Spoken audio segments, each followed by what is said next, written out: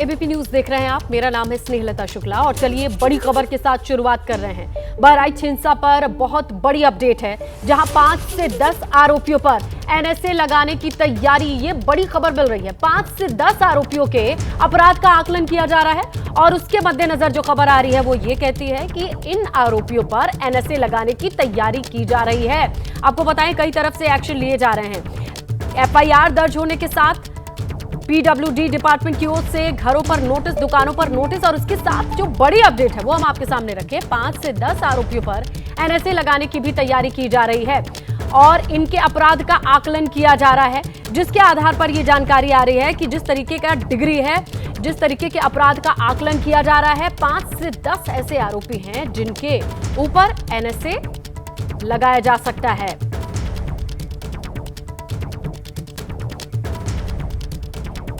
चलिए सीधा रुक करते हैं हमारे सहयोगी वीरेश पांडे का ग्राउंड से जो अपडेट आ रही है उनके पास डिटेल है। वीरेश, जरा समझाएं कि 5 से 10 आरोपियों के ऊपर एनएसए लगाने की तैयारी, कितने बड़े मायने और क्या क्या चीजें आकलन के तौर पर सामने आ रही हैं।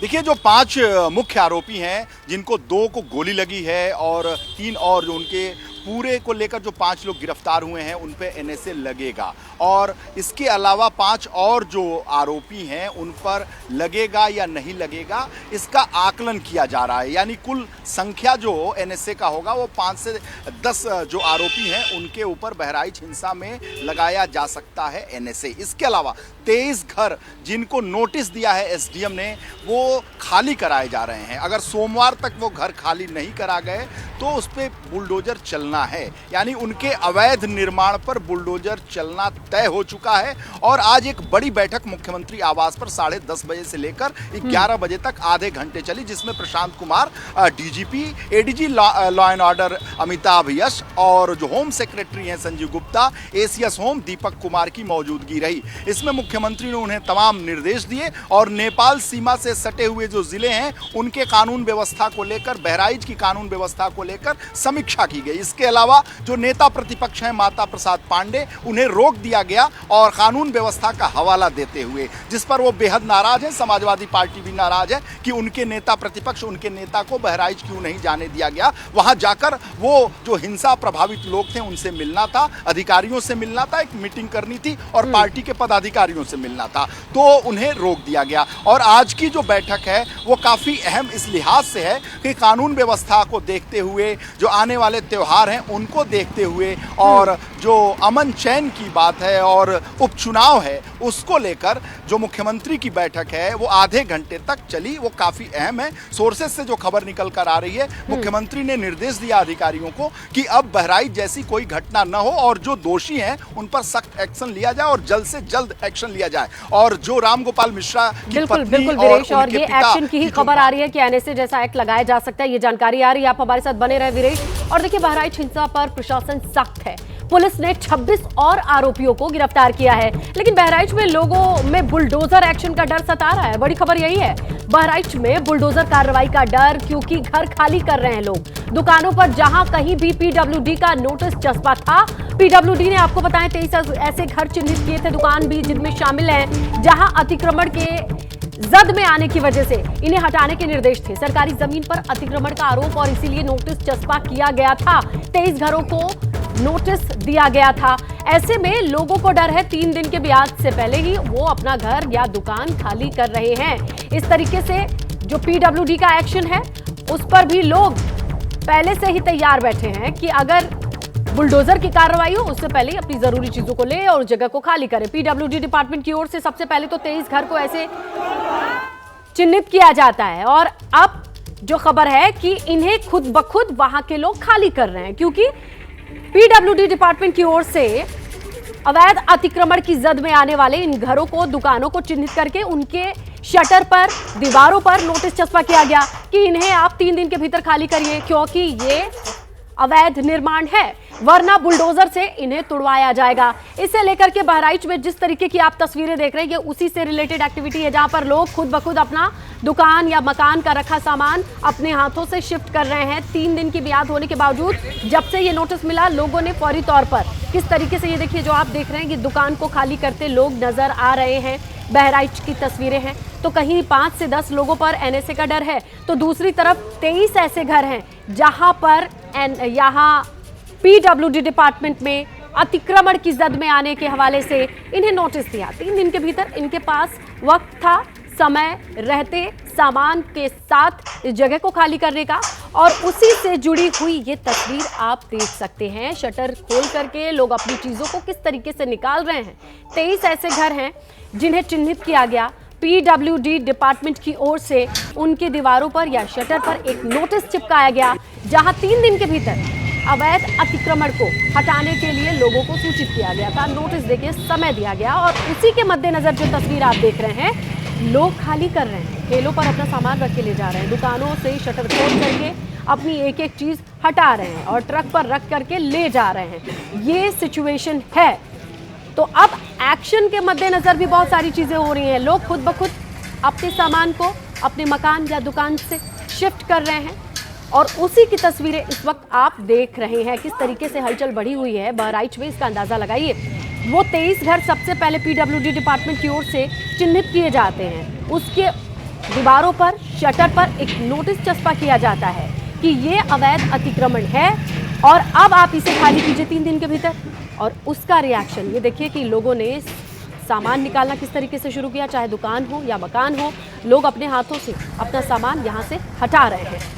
तो कुल मिलाकर के बहराइच में अभी भी एक्शन जिस तरीके से प्रशासन की ओर से लिया जा रहा है, लोगों को डर है कहीं बुलडोजर ना चल जाए, बुलडोजर वाली कार्रवाई ना हो जाए, उससे पहले ही वक्त रहते क्यों ना अपना मकान या अपनी दुकान को जो भीतर रखा सामान है उसे बचा लिया जाए। उसी की जद्दोजहद, उसी की कवायद। ये तस्वीरें आपके सामने बहराइच में किस तरीके का एक्शन है ये भी हम आपको दिखा रहे हैं, बता रहे हैं। विवेक राय का रुख करते हैं और उनसे समझने की कोशिश करते हैं। विवेक, देखिए, एक तरफ तो कहा जा रहा है प्रशासन की ओर से कि सब सिचुएशन बहुत सामान्य होने की तरफ है और कानून व्यवस्था सारी चीजें ठीक है, लेकिन नेता विपक्ष को आने के लिए मना कर दिया जा रहा है। तीसरी तस्वीर जो हम देख ही रहे हैं, लोग अपने हाथों से अपना घर का सामान, दुकान का सामान लेकर जा रहे हैं। ओवरऑल है कैसी सिचुएशन, जरा समझाइए।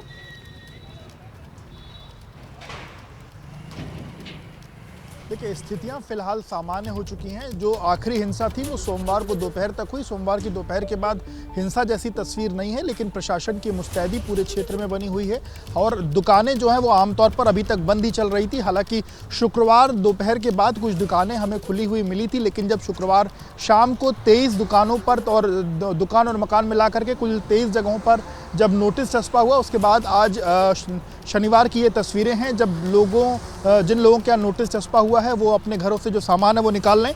जिनके यहाँ नोटिस चस्पा, अगर उनके मैं नाम की बात करूं तो हाजी मिराज, राजा, निज़ाम अली अहमद, नज़र, शमसुद्दीन, राजू खां, अयूब, हाजी मूलू, फारूक, हुसैन, डॉक्टर फैजल, सईद अहमद, अकरम, हाजी शमीम, शमीउल्लाह, जावेद, मोहम्मद शरीफ, अब्दुल हमीद, इसके साथ ही साथ मून जायसवाल, ननकऊ जायसवाल और पप्पू जायसवाल। इन 23 लोगों के ऊपर जो है ये नोटिस चस्पा हुआ है और इन 23 लोगों को अपना सामान जो है 3 दिन के अंदर या तो ये खाली कर लें, और जो 60 फीट की बात कही गई है, ये कहा गया है कि जो पीडब्ल्यूडी का जो ग्रामीण क्षेत्र का जो मानक है, उसमें ग्रामीण क्षेत्र में जो सड़क का बीचों बीच होता है, मिड होता है, वहाँ से 60 फीट दोनों तरफ जगह खाली होनी चाहिए। और उसी मानक के अनुरूप अगर इन्होंने अपना कंस्ट्रक्शन, अगर उस मानक के अनुरूप इनका कंस्ट्रक्शन नहीं है और अगर कंस्ट्रक्शन कराने के लिए इन्होंने कोई अनुमति नहीं लिया, या तो बहराइच प्रशासन से या फिर पीडब्ल्यूडी विभाग से, तो इनको वहां पर अपना घर या तो खाली करें या तोड़ें। ठीक है उसमें ये भी साफ तौर पर कहा गया है। भी रातों रात नहीं बनी है, पहले से है, लेकिन ये अब एक्शन लिया जा रहा है जिस तरीके की सिचुएशन और जिस तरीके का माहौल है उसी बीच।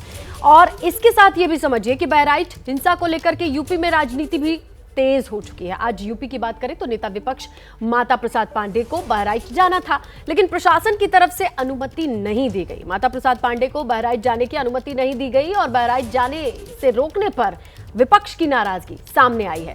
2-3 दिन के बाद बहराइच जाएंगे माता प्रसाद, ये भी खबर मिल रही है। अनुमति मिले या ना मिले, ये बड़ी खबर है। बहराइच जरूर जाएंगे नेता विपक्ष, दोनों पक्षों का दुख दर्द समझते हैं, ये कह रहे हैं माता प्रसाद पांडे। आज ही वो जाना चाहते थे बहराइच, लेकिन उन्हें रोका गया। प्रसाद जी, आज आप बहराइच जाने वाले थे पर वहां से कागज आ गया, आपको जाने की अनुमति नहीं, क्या कारण है, क्या बताया गया, क्यों नहीं जाना है आप? उन्होंने अनुरोध किया है कि आप ना आइए, तो मैं इसीलिए वहाँ जाना तो चाहता था, लेकिन अब जाएंगे तो ज़िले के अंदर जाने नहीं देंगे, बॉर्डर पर रोक देंगे। तो बॉर्डर पर जब रोक देंगे तो अनावश्यक वहाँ कन्फ्रंटेशन होगा। तो इसको बचाने के लिए और हमको ये बताया गया है कि 2-3 दिन बाद आप आइए। ये किसने कहा? हमसे ने हमारे सेक्रेटरी ने कहा है कि डीएम से बात हुई है, डीएम रिक्वेस्ट किए हैं कि 3-4 दिन बाद। हमें सेक्रेटरी ने बताया, हमको लिखित नहीं मिला है।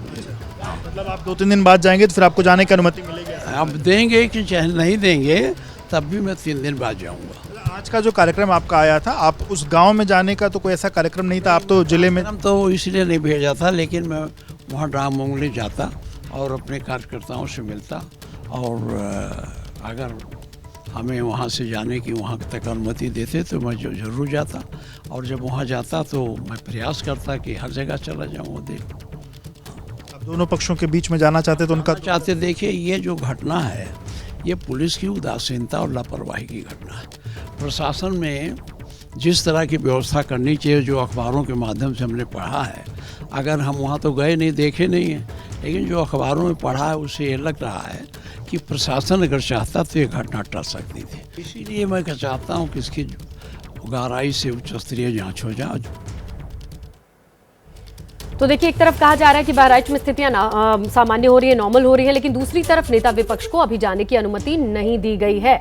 चलिए आगे बढ़ेंगे अगली खबर की ओर। खबर है नोएडा के एक नामी स्कूल से जुड़ी हुई, जहां 3 साल की बच्ची से बदसलूकी को लेकर अभिभावकों ने हंगामा किया है। भारी संख्या में बच्चों के अभिभावक स्कूल के बाहर जमा हुए और बच्चों की सुरक्षा की गारंटी को लेकर के मांग करने लगे।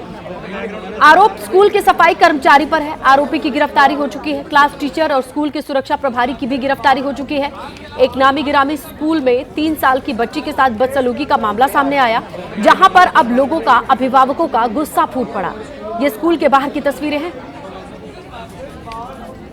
खाली इतना ही चाह रहे हैं कि प्रिंसिपल मैम आए, हमें एड्रेस करें, हमारी जो समस्याएं हैं सीसीटीवी और जो ये नेग्लिजेंस हुआ है इससे रिलेटेड हमें रिप्लाई करें। बट पहले तो हमें ये बोला गया था कि पीटीएम में आके आप बात कर सकते हैं, बट कल रात में ये मैसेज आ गया कि पीटीएम कैंसिल हो गई है। और उसके बाद अब जब हम यहाँ बात करने आए हैं तो अब कोई मतलब स्कूल एडमिनिस्ट्रेशन से कोई भी नहीं आ रहा है। छोटी बच्चे 3 साल की बच्ची के साथ कैसी हरकत हुई है, उसके लोग अपने अपने बच्चों की सेफ्टी चाहते हैं, पर स्कूल से प्रिंसिपल कोई टीचर सपोर्ट नहीं कर रहे, कोई हमें मिलने नहीं आ रहा है। स्कूल का प्रशासन से कोई जो है, सब लोग अपना जो है इग्नोर कर रहे हैं। कि जिस भी व्यक्ति ने किया है उसका फेस ऑफ होना चाहिए, उसके अगेंस्ट अलर्ट जारी होना चाहिए, ताकि वो किसी भी स्कूल में, किसी भी बस सर्विस में कहीं भी एम्प्लॉय ना हो सके। सेकेंड है, जिस टीचर ने किया है, सपोर्ट नहीं किया है बच्चे का, उसके साथ भी सेम ही होना चाहिए।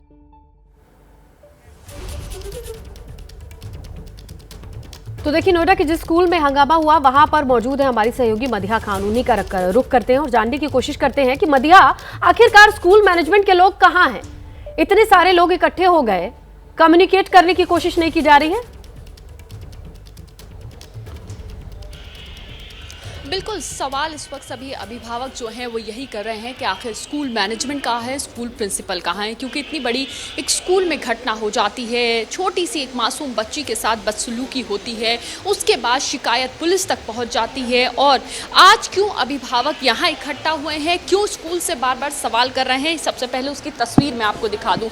एक नामी स्कूल है ये नोएडा का, और उसी स्कूल के अंदर ये सभी अभिभावक जो हैं बैठे हुए हैं, और यहाँ पर जो उनकी बातचीत चल रही है, सामने आप कई लोग देख रहे होंगे बैठे हुए, ये बातचीत जो है वो चल रही है जिला प्रशासन के लोगों से। जिला प्रशासन के कई अधिकारी यहाँ पर मौजूद हैं, कुछ यहाँ पर अभिभावक हैं, बातचीत कर रहे हैं, क्योंकि यहाँ पर सवाल है कि आखिर जो छोटे बच्चे होते हैं, क्योंकि जूनियर विंग का ये मामला है, और वो इतने छोटे बच्चे यहाँ पढ़ने के लिए आते हैं जो शायद अपनी बात जो है वो ठीक से ना बता पाएँ, चाहे पेरेंट्स को है या फिर टीचर्स को होता है। तो देखिए, यहाँ पर जो जिला प्रशासन के लोग हैं उनको सभी अभिभावक जो हैं वो अपनी परेशानियाँ बता रहे हैं, अपने कंसर्न्स बता रहे हैं, और ये कह रहे हैं कि सेफ्टी और सिक्योरिटी को लेकर जो है आखिर कौन हमें जवाब देगा? क्यों स्कूल प्रिंसिपल सामने नहीं आ रही हैं? क्यों स्कूल से कोई अभी तक भी सामने नहीं आया? क्यों हमें आश्वासन नहीं दिया गया? क्योंकि देखिए, एक घटना 3.5 साल की बच्ची के साथ होती है। स्कूल का सफाई कर्मचारी जो है उसके साथ बदसलूकी करता है। जब ये बात पेरेंट्स को पता चलती है, पेरेंट्स पुलिस में शिकायत देते हैं, लेकिन जब मामला खुला तो मामला खुलता है कि ना सिर्फ उसमें सफाई कर्मचारी ने तो ये हरकत की ही थी, बल्कि जो क्लास टीचर और सिक्योरिटी इंचार्ज है उसको भी पुलिस गिरफ्तार करती है, क्योंकि उनको इस बात का पता चल जाता है, लेकिन वो इस बात पर पर्दा डालने की कोशिश करते हैं। यही वजह है कि क्लास टीचर और जो सिक्योरिटी इंचार्ज है वो भी फिलहाल सलाखों के पीछे है। उनकी गिरफ्तारी पुलिस ने की थी, लेकिन अब सबसे बड़ा सवाल ये है कि आज एक पीटीएम का नोटिस जो है स्कूल की तरफ से जारी किया गया था, तो पेरेंट्स को लगा था कि आज वो पहुंचेंगे, टीचर्स से बातचीत करेंगे, स्कूल प्रशासन से बातचीत करेंगे, इस इंसिडेंट पर बातचीत करेंगे, सेफ्टी सिक्योरिटी पर बच्चों की बातचीत करेंगे, लेकिन ये पीटीएम जो है उसको कैंसिल करने की बात सामने आ जाती है देर रात, जिसके बाद अभिभावक इसके बावजूद भी आज स्कूल पहुंचते हैं और चाहते हैं कि एक बार उनकी स्कूल प्रशासन से, बिल्कुल मदीहा, आप वहां पर हैं और अपडेट्स लेती रहिए। जैसे भी जो बड़ी जानकारी आती है हम दर्शकों तक जरूर साझा करेंगे, क्योंकि इतना गंभीर और संवेदनशील मसला है जहां पर अभिभावकों ने नोएडा की डीएम से मुलाकात की। जिलाधिकारी ने पूरे मामले की जांच के लिए कमेटी बनाने का ऐलान किया है। डीएम ने यह भी भरोसा दिया है कि अगर स्कूल प्रशासन अभिभावकों की बात नहीं मानता है तो स्कूल पर कार्रवाई होगी। हमने अभी अपनी टीम सिटी मजिस्ट्रेट और डीआईओ सर के साथ कुछ और अधिकारी लगाए हैं, तो सब लोग स्कूल पहुंच रहे हैं, क्योंकि कई मामले तो उन्होंने एक ज्ञापन हमें दिया है, तो उनके सारे बिंदुओं की जांच कर लेंगे और जिसमें स्कूल प्रबंधन की गलती होगी उसमें हम लोग सख्त कार्रवाई भी करेंगे। अभी सारे पेरेंट्स यही चाहते हैं कि उनकी मीटिंग एक हो जाए प्रिंसिपल्स के साथ, या जो भी मैनेजमेंट का रिस्पॉन्सिबल आदमी है उसी की व्यवस्था में करें। और देखिए, जमानत पर रिहा होने के बाद आपके वरिष्ठ नेता सत्येंद्र जैन पीतमपुरा के दिगंबर जैन मंदिर पहुंचे हैं। उनके साथ पत्नी है और पूजा पाठ करते हुए नजर आए। एबीपी न्यूज से खास बातचीत में सत्येंद्र जैन ने चुनाव लड़ने के सवाल पर कहा, अभी कोई राजनीतिक बात नहीं करेंगे। आम आदमी पार्टी के वरिष्ठ नेता सत्येंद्र जैन, जो कि तकरीबन 18 महीने जेल में गुजारने के बाद जमानत से बाहर आ चुके हैं। सत्येंद्र जैन जी 18 महीने तक जेल में आपको बिताना पड़ा, जमानत और बाहर आए हुए हैं, मंदिर में पूजा करने आए हैं, क्या मन्नत मांगी है? देखिए, भगवान का सबके ऊपर आशीर्वाद बना रहे, बस इससे ज़्यादा कुछ नहीं है। और मैं अभी भगवान के दर्शन करने आया हूँ, पॉलिटिकल के बाद में। अच्छा, लेकिन क्या सवाल ये भी उठ रहे हैं कि विधानसभा चुनाव आने वाले, क्या सत्येंद्र जैन वापस से चुनाव लड़ेंगे विधानसभा का? मैंने आपसे भी कहा ना, अब मैं भगवान के दर्शन करने आया हूँ, अभी नहीं, बाद में शाम को देंगे इंटरव्यू। अच्छा, थैंक यू। देखिए कैसे गुजरे 18 महीने, कैसे इंटरव्यू बाद में देंगे, मैंने बताया। देखो, अभी भगवान के दर्शन करना है, इसमें राजनीति से बिल्कुल दूर, इस टाइम राजनीति के बारे में। अच्छा, ठीक है। तो देखिए, ये सत्येंद्र जैन है, लेकिन उनकी पत्नी जरूर है। मैम, आपसे जानना चाहेंगे कि जैन साहब 18 महीने तक रहे, कल जमानत पर बाहर आए, कैसे गुजरे, कितना क्या क्या प्रार्थनाएं जो है वो अभी आपने मंदिर में यहाँ पर पूजा की? अभी तो बस ईश्वर का धन्यवाद करने आए हैं और उनकी कृपा बनी रहे, जो कष्ट की घड़ी थी वो चली गई, तो बस यही भगवान से प्रार्थना है। धन्यवाद। अच्छा, फिर आज 18 महीने कैसे गुजरे? मतलब ये तो कोई समझ ही सकता है, आप भी फैमिली मेंबर्स हैं, फैमिली का एक सदस्य रहे और बिना किसी कारण के, बिना किसी अपने किसी विदाउट एनी फॉल्ट अपने उसको ज़बरदस्ती जेल में इस तरह से बंद किया जाए, तो क्या मनस्थिति होती है, मेरे ख्याल से आप भी समझ सकते हैं और सब लोग समझ सकते हैं। लेकिन अभी भी जमानत पर बाहर हैं, क्या ऐसा भी अभी डर लगा रहता है कि कहीं वापस से जो है वो खेल ले या फिर वापस से जेल में जाना? डर बिल्कुल भी नहीं है, डर पहले दिन से ही नहीं है, क्योंकि आत्मविश्वास है, पता है कुछ नहीं किया। ठीक है, प्रोसेस लंबा हो सकता है, जैसे प्रोसेस पनिशमेंट है हमारे देश में, बट डर बिल्कुल नहीं है, आत्मविश्वास पूरा है। मतलब in fact I am proud of my husband. लेकिन फिर ये भी सवाल उठते हैं ना कि अगर 18 महीने गुजार लिया जेल में, तो फिर कहीं ना कहीं कुछ ना कुछ दाल में काला है, ऐसे भी सवाल विरोधी पार्टी उठाते हैं। ऐसे तो गांधी जी भी जेल गए थे, भगत सिंह भी जेल गए थे, नेहरू जी भी, जितने भी हमारे देश के बड़े बड़े लोग हैं जिन्होंने अच्छे काम किए देश के लिए, वो भी जेल गए थे, तो आप उनके लिए क्या कहेंगे? तो जेल जाना तो मेरे ख्याल से जो लोग अच्छा काम कर रहे हैं उनके लिए आजकल की राजनीति में ये किस तरह से मॉडल है। और देखिए, महाराष्ट्र में सीटों को लेकर के अखिलेश यादव का बड़ा बयान सामने आया है। हमें महाराष्ट्र में सम्मानजनक सीटें चाहिए, ये कहना है अखिलेश यादव का। महाविकास आघाड़ी से 12 सीटें मांगी है। अखिलेश यादव ने कहा हरियाणा की गलती नहीं दोहराई जाए, ये भी कहा अखिलेश यादव ने। तो देखिए, महाराष्ट्र में 2 दिन के दौरे पर अखिलेश यादव हैं, समाजवादी पार्टी अध्यक्ष, और उनका कहना यह है कि सम्मानजनक सीटें चाहिए।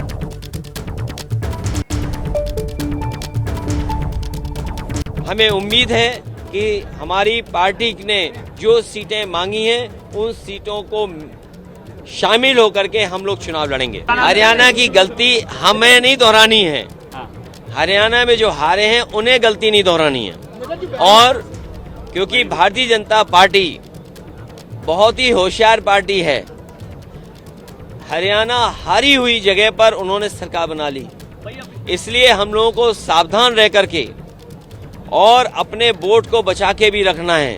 और देखिए यूपी उपचुनाव पर सीएम योगी ने की बैठक, बड़ी खबर मिल रही है। उपचुनाव को लेकर के यूपी बीजेपी का बड़ा फैसला सामने आ रहा है। यूपी उपचुनाव में हिंदुत्व के एजेंडे से उतरेगी, ये बीजेपी की ओर से सामने आ रहा है। योगी के बटोगे तो कटोगे मंत्र के साथ चुनावी तैयारी की खबर। सभी 9 सीटों पर 2-2 रैली करेंगे योगी आदित्यनाथ। बड़े मंत्री भी 9 विधानसभा क्षेत्र में प्रचार करेंगे। अध्यक्ष, प्रदेश अध्यक्ष, दोनों डिप्टी सीएम 2-2 रैलियां करने वाले हैं। और सीएम आवास पर मंत्रियों के साथ बैठक हुई और बैठक में ये फैसले लिए गए हैं। इसके साथ ही बीजेपी प्रदेश मुख्यालय में वॉर रूम की भी तैयारी, इसकी खबर मिल रही है, जिसकी कमान संगठन महामंत्री धर्मपाल संभालेंगे। वॉर रूम के जरिए संगठन महामंत्री सभी 9 सीटों पर चुनाव अभियान का संचालन करेंगे। तो किस तरीके से उपचुनाव में उतरना है, इसकी रूपरेखा तैयार कर ली गई। चलिए आगे बढ़ेंगे, बात करेंगे बिहार के महुआ में पुलिस और ग्रामीणों के बीच भिड़ंत की खबर है। शराब की सूचना मिलने पर छापेमारी करने पुलिस गई थी और छापेमारी के दौरान एक बुजुर्ग के मौत के बाद ग्रामीणों ने पीट कर हत्या का आरोप लगाया। पुलिस ने गिरने से मौत का दावा किया और इन तमाम दावों के बीच बवाल हो गया। बवाल के बाद भारी संख्या में पुलिस बल को तैनात करना पड़ा। ग्रामीणों ने शव को सड़क पर रखकर जाम लगाया। ये देखिए किस तरीके से तोड़फोड़ की गई पुलिस की गाड़ी में, ये आपके सामने है। शराब के इनपुट पर पुलिस पहुंची थी और यहां गांव का माहौल बिगड़ गया। छापेमारी के लिए पुलिस पहुंची। एक बुजुर्ग की मौत और ग्रामीणों का आरोप कि पुलिस ने पीट कर ग्रामीण की मौत हुई, तब तक पीटा। अब इस पर तनातनी की स्थिति हो गई। और देखिए किस तरीके से इन तस्वीरों में महुआ में पुलिस की गाड़ी तोड़फोड़, इसके अलावा ये पुलिस कर्मी को गांव वाले किस तरीके से खींच करके ले जा रहे हैं। महुआ बिहार से ये खबर। ये सब कुछ तब हुआ जब छापेमारी चल रही थी। शराब के इनपुट पर पुलिस की टीम पहुंची थी, लेकिन छापेमारी के दौरान एक बुजुर्ग की मौत और ऐसे में ग्रामीणों का गुस्सा और आरोप इस बात को लेकर के था कि पीटने से बुजुर्ग की पिटाई से मौत हुई है।